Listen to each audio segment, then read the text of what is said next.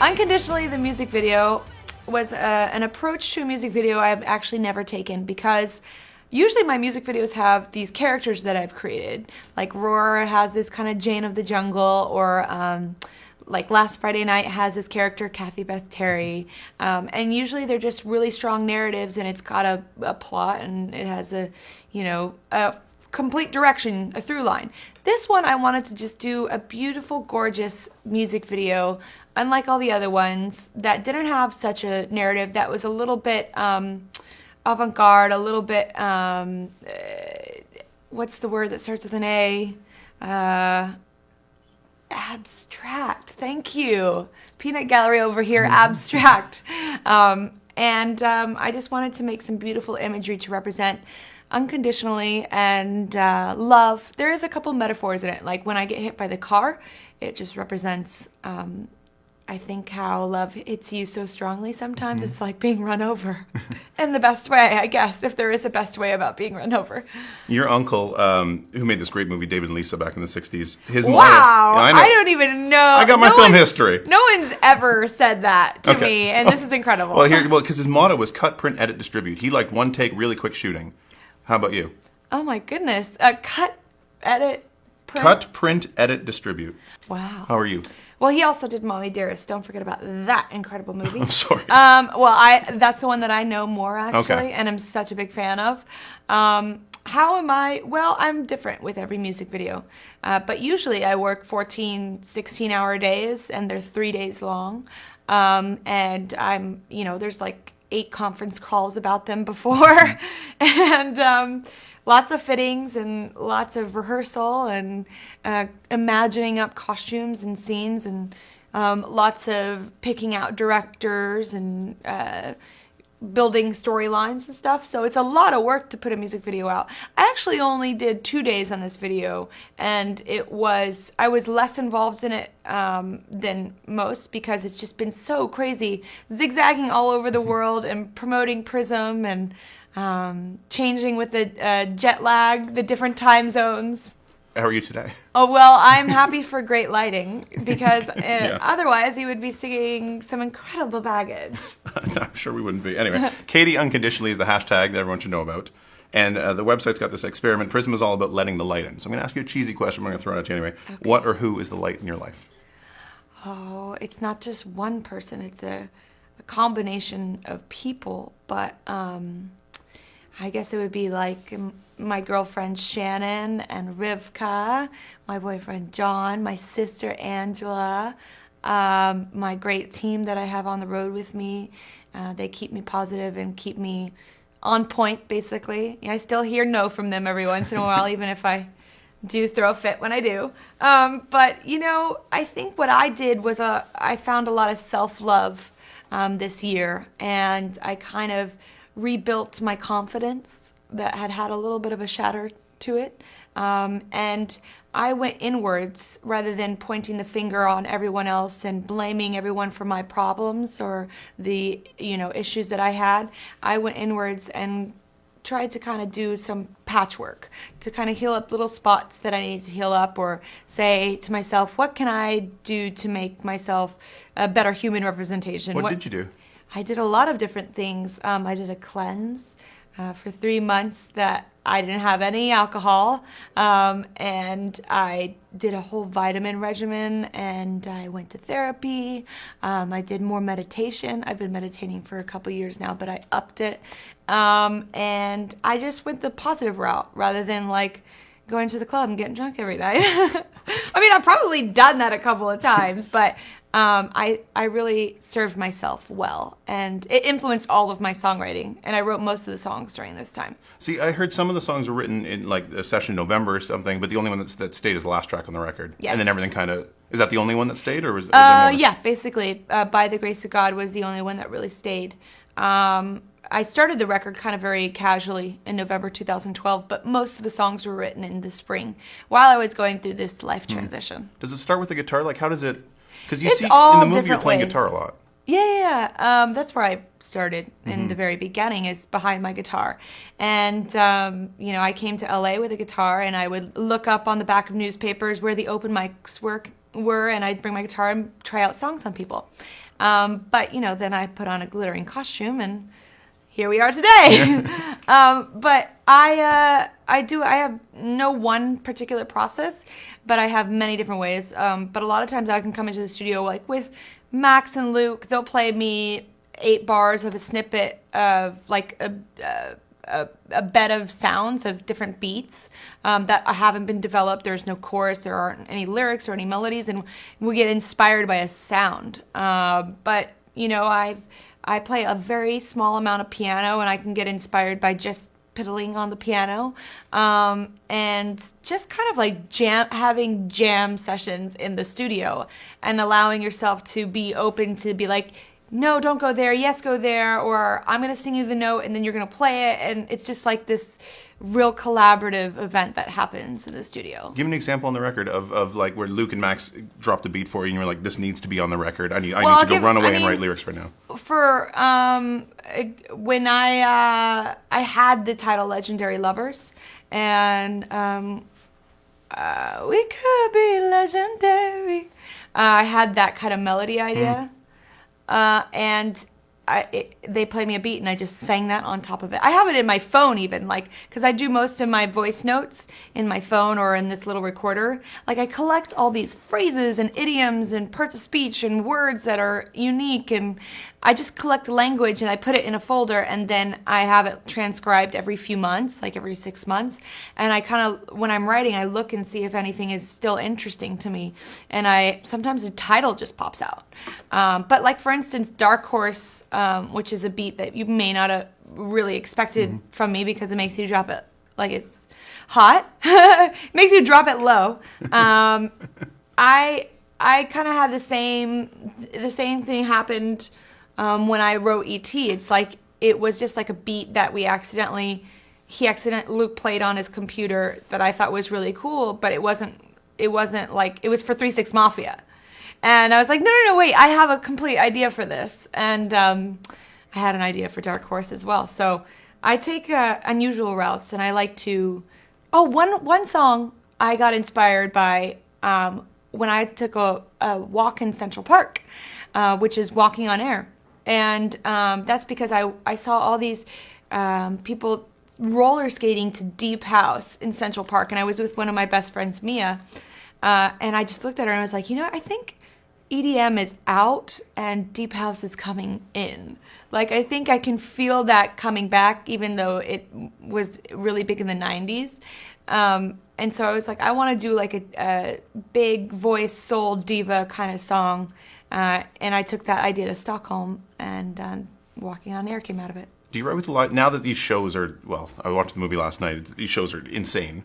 Big change from Warped Tour when I saw you like 5 years ago, 6 years ago. So I love the Warped Tour. I love having to kind of win over my audience on the Warped Tour. You don't need to do that anymore, though. Well, you know. Kind of. Do you write with the show in mind? Like, do you, as these songs are coming together, you must think of ideas for props or costumes or whatnot? Well, I have a draft email going on in my my phone. Every day I get something new. Today I got like hairstyles, but like the other day I got costumes. One idea I got was a flying idea for going around the arena. This tour that I'm going to be bringing is unlike the last one, and unlike the Warped Tour, of course, but the stage setup has me essentially in the audience. Like, I am one with the audience, and it's going to be full of lots of colors and lots of lights. It's not going to be as cartoony and really hardly narrated as the last one, but it will still be just as colorful. Will it have a smell? No, it won't have a smell, but it will be super fun. Plantings everywhere? Like, because in the CD there are some, where are they? Little seed packet. That was a really cool idea. That's a little, you know, people don't buy physical records as much anymore. Really? You don't say. You don't say. Well, we're just moving on. CDs are becoming extinct, really, just as tapes were. Yes. Tapes are now. And so I like to give a little extra bonus to the person that goes out and purchases an actual physical CD. Like, Teenage Dreams Smell Like Cotton Candy. And this one is a beautiful CD that is very reflective. And inside there's that little prism seed thing that you plant, and then wildflowers grow. Nice. Yeah. So there'll be wildflowers in the audience? In this flower thing for this thing? There's some flowers in it, but I think it's going to not be so flowery, but we'll have lots of different visuals because, you know, some songs kind of represent different vibes. 90s vibe, Legendary Lovers is kind of like an India vibe. This Is How We Do is a little bit of a throwback gangster vibe, you know. Birthdays like early Mariah. There's going to be lots of fun things to take Instagram pictures of. Nice. I want to do a little true or false thing because I found a bunch of, obviously, famously all over the place. So there's a lot of facts that might not be true online. So I found a few that are... Online? Things that aren't true? I know, it's crazy. That's so strange. So I figured maybe you could debunk some of these. All right. A monkey peed all over you on a video shoot once. Oh, that's very, very true. You sing backup for Mick Jagger on one of my favorite songs ever, Old Habits Die Hard. Oh my gosh, yes. You're on that? That's not just Sheryl Crow? No, that's cool. That's me as well. But I'm like a super backup, like really farly. You brush your teeth 4 to 5 times a day? Absolutely. Cool. Don't have any cavities. You stole some of Miley Cyrus's and Taylor Swift's hair? Yeah, have it still. Okay. Gonna test it. Just kidding. Nice. Well, that's all of them. That's cool. Hey, they're all true. That's. I did not expect. I am that and you crazy. Know, and no, there is one more. You know the game Mafia? Because not many people know this game Mafia. Oh yeah. But you love the game Mafia. I play it with all of my friends in LA. Like, you know, there comes a point in your life when you decide to accept adulthood that you're like, I'm kind of bored of going to the club. I think I want to have dinner parties now, at home.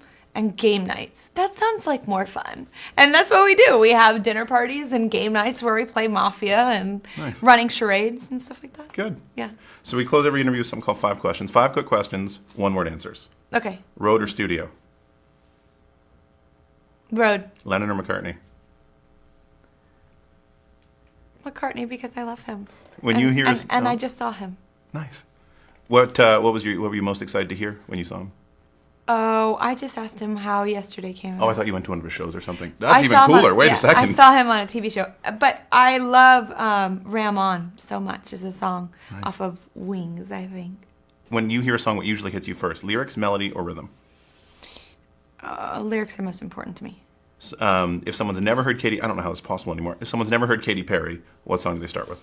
I think they should start with...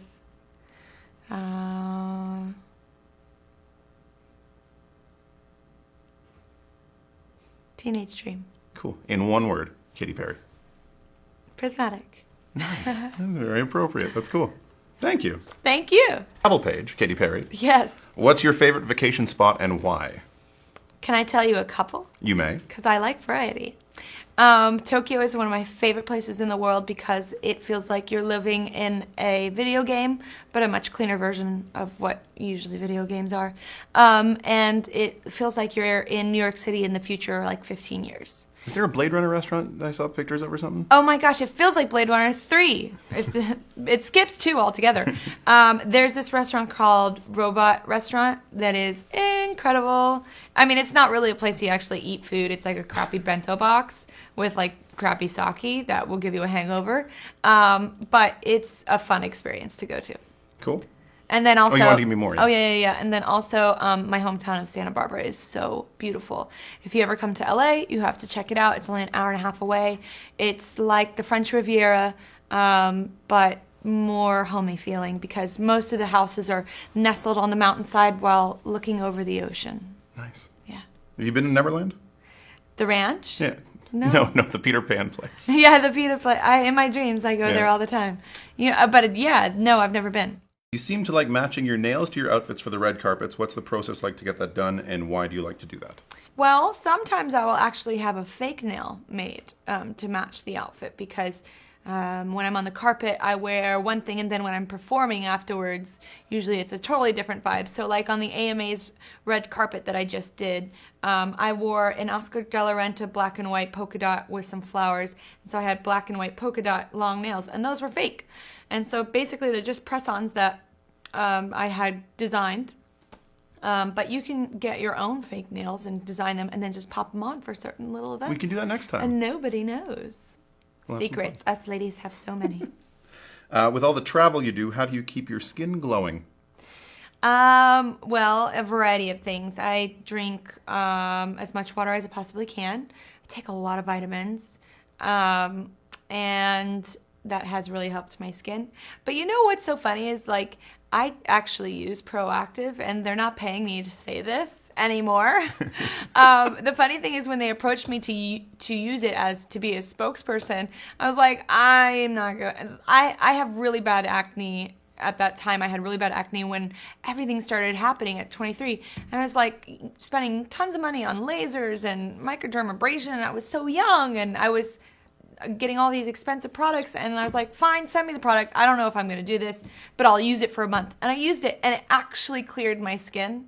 And I know this sounds like an infomercial, but I still use it and will use it to my dying day. You're going to get a case of it in the mail now. I get cases in the mail. I love it so much. You know, it really works for me. So.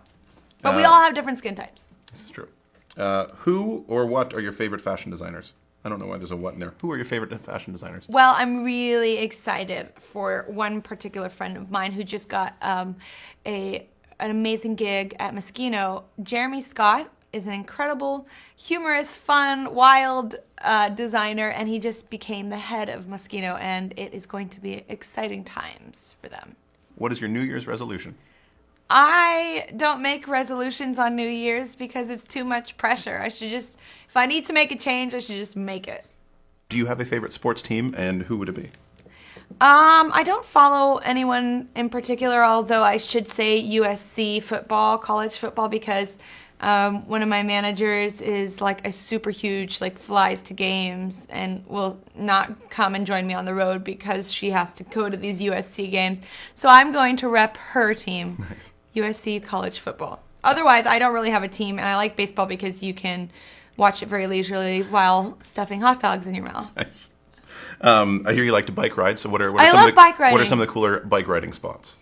Well, I always find the parks in the cities that I go to, and I always take 10 tickets with me, put them in my pocket, put my Dodgers cap on and my sunglasses, and I kind of give them away as I ride along to people I think that would enjoy coming to my show. They have no idea that it's me. They're just like, is this a joke? I'm like, no, it's not a joke. This is a real ticket. Check it out. But I like to just go to all the city parks so much. I love being outside. I love hiking. I love hiking with my girlfriends because I can catch up with them, have a green tea in my hand, and get some exercise in. Nice. And gossip.